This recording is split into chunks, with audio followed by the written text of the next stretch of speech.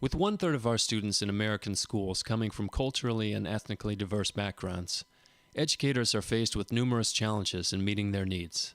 In addition to the millions of African American, Latino, Asian, and Pacific and American Indian students whose families have lived here for generations, the Population Reference Bureau reports that between 1990 and 2000, there was a 63% increase of total children in immigrant families. Dr. Geneva Gay is a professor of curriculum and instruction at the University of Washington and one of the most internationally respected multicultural educators. Over the next few minutes, she will provide us with her perspectives on culturally responsive teaching. She will explain to us that culturally responsive teaching is part of multicultural education. It involves educators utilizing the rich culture and experiences of their students to structure their classrooms and their teaching style to better meet the needs of their students. I want to talk a little bit about culturally responsive teaching. And before I get into that, I want to explain that this is not something that's a whole different area from multicultural education. In fact, it is one of the ways to segue into the field. So we can think about multicultural education as the broader umbrella, and culturally responsive teaching is one of the components within that. You might even say that culturally responsive teaching is simply another way to talk about multicultural education. We have a limited amount of time for me to introduce this idea, so I'm going to just give you kind of a capsule view of what culturally responsive teaching is all about. But before I get into the details of that, let me suggest a caveat. Even though this will be a short explanation, short discussion around the issue, I don't want to send the message that culturally responsive teaching is something that is very simplistic, that you can do it very quickly. It really is an engaging process that takes quite a bit of time and a lot of skills. So it is something that has to develop over time. There are several things that I want to share with you, and these are just basic essentials of the field. One of them is I want to talk a little bit about what is multicultural education and culturally responsive teaching related to that. Then why is it important? How might we do it? What are some of the positive benefits or effects that derive from culturally responsive teaching? And what are some of the dilemmas associated with it? So I think by doing those kinds of things, we'll get a little bit of a feel of what this arena of professional involvement is about. So to start, the question is, what is culturally responsive teaching?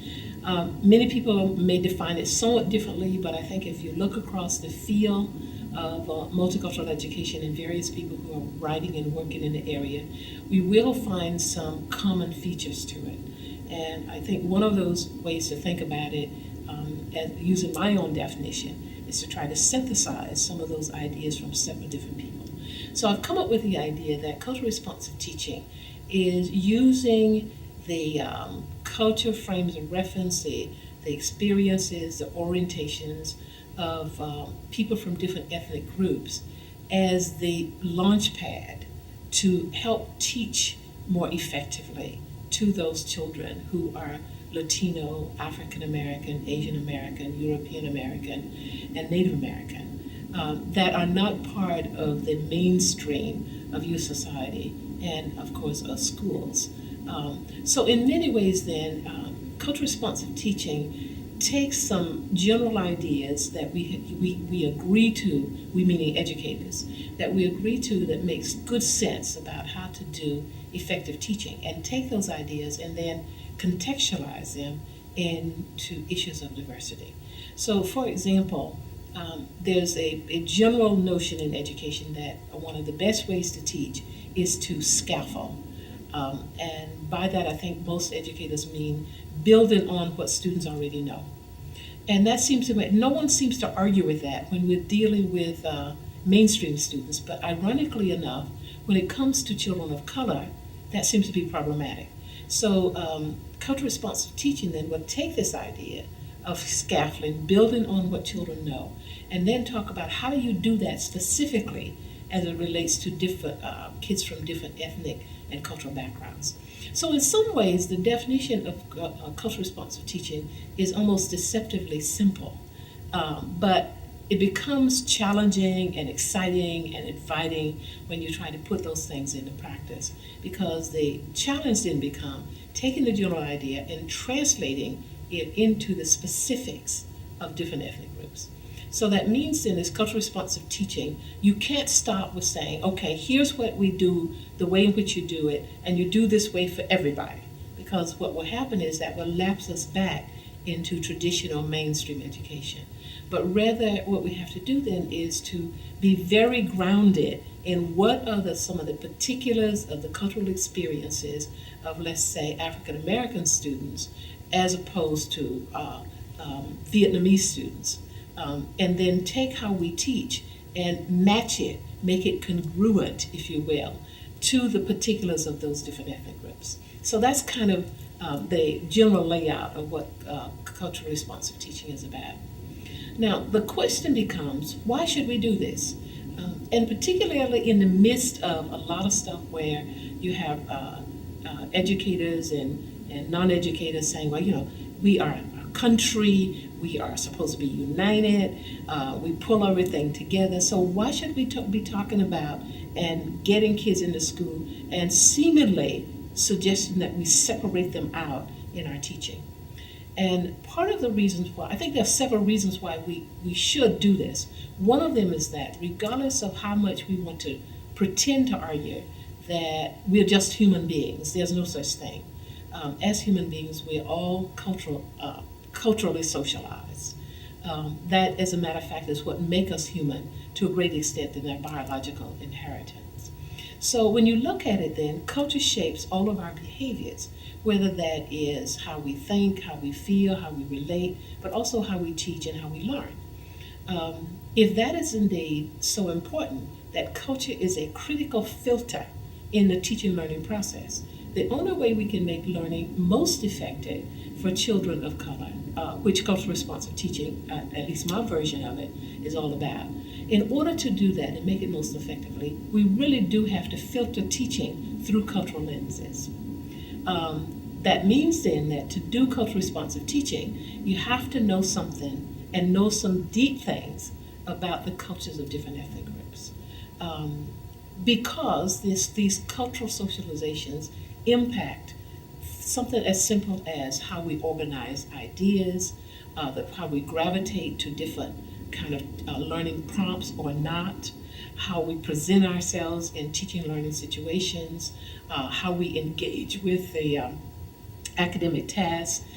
It even affects the rhythm of our work, whether or not some students will work faster or slower, whether they prefer to work alone or if they work in groups, whether they like to work in very nice, neatly arranged settings, or if they're kind of messy and all of that. And all of these things have direct implications for how we would create learning spaces, how we make choices about curriculum materials that we're going to use, how we engage with students. So if we don't know something about the culture of students, then we can't teach them very well. So as a result then, the whole name of this discussion, this idea of culturally responsive teaching, is sort of a giveaway, because it means then that culture is the anchor of all that we do. Or to kind of borrow and play on some language that Cornel West talks about, where he talks about race matters, then what I would say is that for us in the teaching learning process, culture matters in the most fundamental and the most essential ways. So we can't leapfrog across culture when we are trying to get into changing the learning opportunities and outcomes for children of color, especially those who are in crisis as far as achievement and are performing so low. So that's some of the kind of reason. There is another thing another reason why we need to do culture responsive teaching. And part of it is because the education process in the United States has always been a cultural phenomenon. The only problem, though, is it hasn't involved the cultural experiences of all of the ethnic groups that are part of the United States. So we built an education system that was grounded on American orientations and culture, and then force all other ethnic groups to commit to that, to conform to it in order to have access to education. And fundamentally, that's unfair.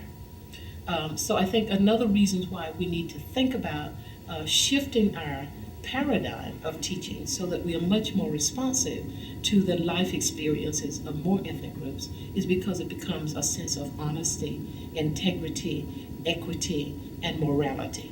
And all of those things that we say, the educational process is that. So in other instances, we talk a lot about the education process as being moral endeavor. Well, if it's a moral endeavor, part of that is to the notion of justice and equality across ethnic groups. You can never get equality in the educational process or in any place when we're asking one group of people to function by the conditions of another group of people consistently and all the time. There's nothing wrong with doing some exchange here and there. But if European Americans are going to have the advantage of the education being framed using their orientation, and then we expect people of color, kids of color, to always go through that, then we put the children of color in jeopardy for being able to learn to the best of their ability from the very beginning, because they have to learn under somebody else's conditions. So in a sense then, what culturally responsive teaching is about is really trying to bring meaning, functional, pragmatic meaning to some of the more lofty ideas that we have in the educational process, such as equal educational opportunity and equity of experiences and engagement and all that.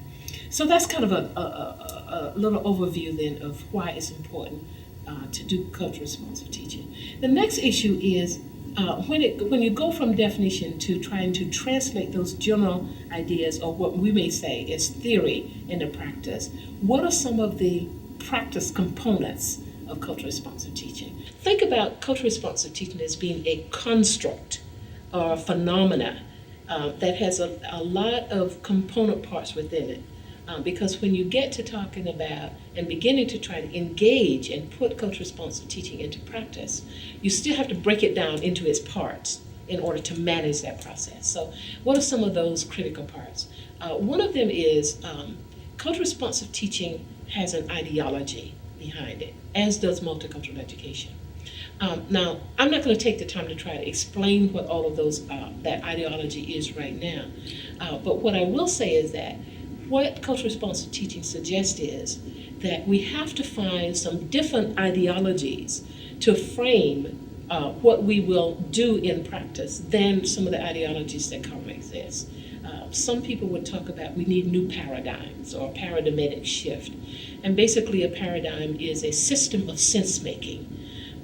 So an ideology you might think is a system of sense making that's grounded in or embedded in our value orientations.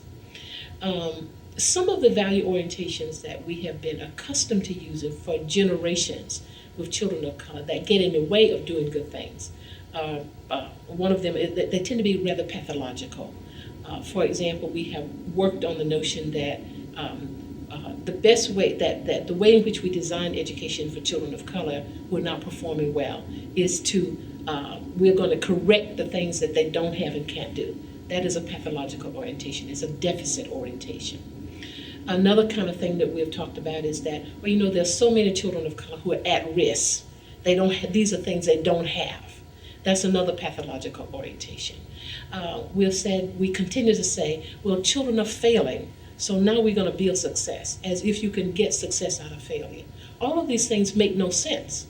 On the last point, for example, you don't get success out of failure, but rather success is based on success.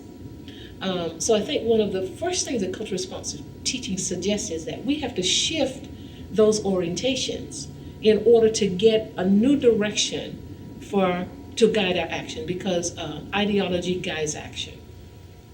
So there's several of those new orientations that are possible. One of them is to suggest that all children of color, regardless of their stations in life, have some kind of strength that we can build on. If nothing else, they are vital human beings, and they bring all the richness and the potential and the beauty of that humanity to the classroom process, and we can build on that. The other thing is they come to us at 5 years old, beginning kindergarten, or whatever age in the educational process, with a tremendously rich cultural legacy. They have already been deeply socialized in their culture, and we can use that culture. So children come to class with some kind of competencies. Those competencies may not fit in schooling as we know it, currently know it, but we can reconfigure schooling to build upon those competencies. So that's one of the paradigms. Another kind of new possible paradigm that can help us to maybe guide, head in some different directions for how we strategize to teach students in different ways is the idea that the dilemma, the problems of why children are not performing well have nothing to do with their intellectual potential, or, as some folks will say, that their families or these children just don't care about education. It may not even have much to do with teachers not knowing how to teach, as another kind of thing that we have been saying that is getting in the way of students doing well. But all of the problems, the problem may be is that there are cultural systems that are at odds with each other, that are misfit, because the students from different ethnic groups bring a cultural system to school with them. Teachers bring their cultural systems with them. The school is a cultural system. So if these cultural systems are incompatible, then as teachers work hard to try to teach and students work hard to try to learn, those efforts might be being constrained and negatively impacted by the misfit of the filters that they're trying to do this work through. So if we can imagine that, what it might do then is take the burden of performance off of the students and the teachers and say, if our cultural systems are getting in the way, then we don't need to indict individuals. What we need to do is find out where the collisions between the cultural systems, try to minimize those collisions, work around them so that we can get the work of teaching and learning done much more effectively. Another component of culturally responsive teaching is curriculum. That's obvious because you can't do anything in education without some curriculum. But let me hasten to add that curriculum is only one of the components of culturally responsive teaching, and when all this is said and done, it is not, in my estimation, the most significant one. It's necessary, but it's by far not sufficient to get the work done. And I want to underscore this because still, I think in the educational process, we put too much emphasis on curriculum design, and then we assume that we get these beautiful materials and that's all we have to do. And that's not the case. But nonetheless, culturally responsive teaching does require that we look differently at the curriculum that we expose students to. And I would suggest that one way to begin to do that is to look first of all at the nature of curriculum. And if nothing else, we know right away that there are different kinds of curriculum. So if we know that, then that helps us to begin to think in some imaginative ways of which curricula are we talking about, and what is the nature, and how does the nature of that curriculum challenge us to talk about redesigning it to better accommodate ethnic, racial, cultural, and linguistic diversity. So as an example, there is such a thing as a formal curriculum, and you might think of this as these are things that are written down that states and school districts and now the national government requires us to teach. But that's just one kind.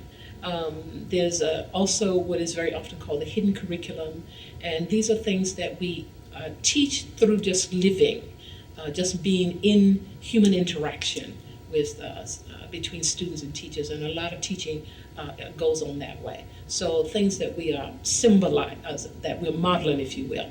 And there's a third kind of a curriculum that I like to talk about, and it's this symbolic curriculum. And by symbolic curriculum, I mean of all of the things that we teach, the powerful messages that are embedded in all the symbols that we use in schools and classrooms, such as rules of regulation, rules of performance, rules of social etiquette, rules of behavior in the classroom, classroom decorations, who we choose to, the icons that we put on walls and things like that. When you walk into a school, what kind of, whose individual pictures are on display, by the kind of, that tells us who is important.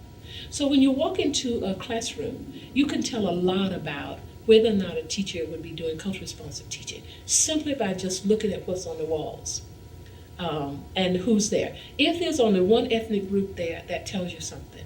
If there are only males of that ethnic group there, that tells you something else. And all of these could be really delightful, very powerful ways to begin to talk about doing cultural responsive teaching at that level of practice.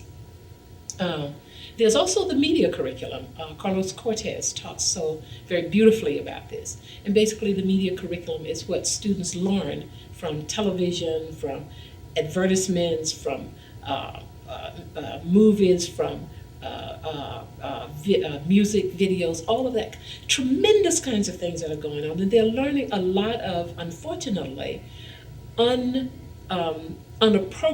inappropriate information and distorted information about ethnic groups through those media. But they bring all of that to the schooling process, and cultural responsive teaching says we have got to intervene there and shift the order of those and teach things that are much more appropriate, that are much more accurate about cultural diversity. Another component of cultural responsive teaching is caring. And I won't say much about that except to say that in caring, this is a notion that is embedded in the human interactions and relationships that are established between students and teachers and among students and students. And the other thing I'd want to say about caring is that this is not the lovey-dovey kind of thing. What I would say is that for me, caring is an action-driven emotion, and at its essence is the notion being that teachers care so much about the education success of children from a wide range of different ethnic groups that they will do everything conceivable to ensure that those children do not fail. That failure is not an option for the children in that classroom. To me, it's a litmus test of caring. So it means that it challenges us as educators to be forever diligent in our pedagogical efforts, to tap into our creative pool, to imagine yet another way to try to teach this thing that we are trying to teach when students are not getting it, and on it goes. A third component is communication in the classroom. And I want to mention this, particularly now I'm talking about cross-cultural communication. And I want to mention this and underscore it because communication is at the heart of teaching. As teachers, if we do not communicate, we will not ever be able to teach well. And the other thing that I want to say around that is that communication has ultimately the stamp of culture on it. That is to say that we communicate the way we do because of the kind of cultural experiences that we have. So if teachers in classrooms do not know how to culturally communicate with their ethnically diverse students, they cannot teach them. And there are all kinds of ways in which communication affects how students learn in classrooms and how we teach. Let me give you a quick example. African American culture is an oral culture. And as a result, then, we depend very heavily on the spoken word to convey all kinds of things, So that's kind of our base of operation, much more so than a written culture, such as school culture and mainstream American culture.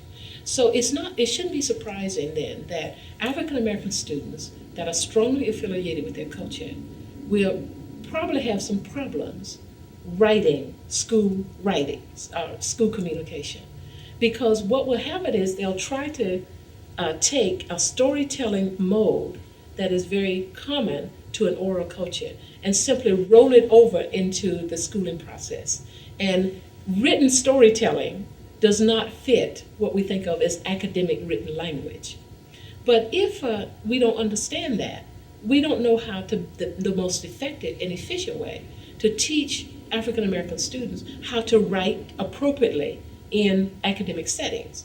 And that holds true not just for students in K-12 education, but for even students in graduate school working on doctorate degrees, because we carry those nuances of our culture into our writing as well. So we may be beating kids against the wall and working ourselves to death as teachers, saying, you got to change your writing habits. This is not appropriate writing for school. But if we don't know how to tease out the specific details and then teach to those details to get to develop better skills, then we're going to keep continuing to put a lot of effort and not get much out of those efforts. So that's kind of one example. Another component of culturally responsive teaching is the whole notion of creating climates for learning, spaces that are comfortable, that are inviting, that are supportive, that students feel at ease in so that they can learn. Because again, we know in other research that comfort is a critical feature in the learning process. If for no other reason, but learning is very challenging, it's very demanding, it's high energy. So if students come into classroom situations where they're already stressed out, they feel that they're not welcome in the classroom, that's taking energy away from them addressing academic tasks. So the question then becomes is, how do we create a culturally responsive environment, climate for learning? In order to do that, we need to look at what equals climate in a classroom situation. So the physical characteristics are part of climate, but also in addition to that is the human relationships are a part of climate, and the symbolism that goes in the classroom is a part of climate as well. So let's say if we were to go into an elementary school classroom, and you have these little children coming to school, spending 4 or 5 hours per day in that classroom, and they look around, they see no teachers that look like them, they see no materials that look like them. When they have visual and auditory prompts such as movies and stuff, they never see themselves in that. So it's not a far stretch for these little children to get the ideas that people like them are not welcome in this classroom. So therefore, they must not be welcome as well. This is something that can really create a barrier to students being able to engage, to trust teachers, to risk themselves yet again. So if we are creating that in classrooms, culturally responsive teaching would say is we need to remove that. But in order to remove it, we have to understand how we can create racial and ethnic and cultural stereotypes in the teaching learning process, even when we are not intending to do it. And what I would suggest is that one way in which we do that, teachers do that, is just by doing traditional teaching the way we've always done it, or as some people would say, is conducting business as usual in the classroom. So culturally responsive teaching is saying we cannot do that anymore, but rather we have to be very deliberate and intentional about our teaching and what we set up as the climate, the environment for kids to learn in, so that that environment reflects the diversity that is a part of the society. And all children then from different ethnic and cultural backgrounds will feel that this classroom is their legitimate space and place. The other component of culturally responsive teaching is the actual delivery of instruction. So one of those things that we do in the delivery of instruction is that we, at some point in time, give feedback to students, or we may have to chastise them, or we might try to motivate them. So then the question becomes, if you're going to do that in a culturally responsive way, is that what's the best way to give feedback to children from different ethnic groups? What we very often would do in a classroom regularly would be is that students, let's say, have done something exciting.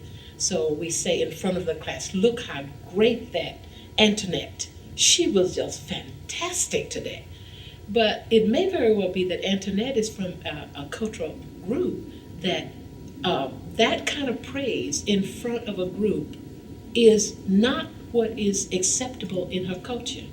And it, in a sense, pulls her away from the group. And her culture says you don't do that, but rather it is a group kind of stuff. The group work together, so you complement the group that Antoinette is a part of. And by doing things like that, we may inadvertently create a situation for her that is extremely problematic. So that's where we get to the point of really engaging with culturally responsive teaching. It's sort of on the ground, if you will. Another way to think about how to operationalize the delivery of culturally responsive teaching is to engage with or intersect learning style characteristics. One component of cultural learning style is how do people like to place themselves, arrange themselves for learning, if you will. In some instances, some ethnic groups will prefer to learn individually.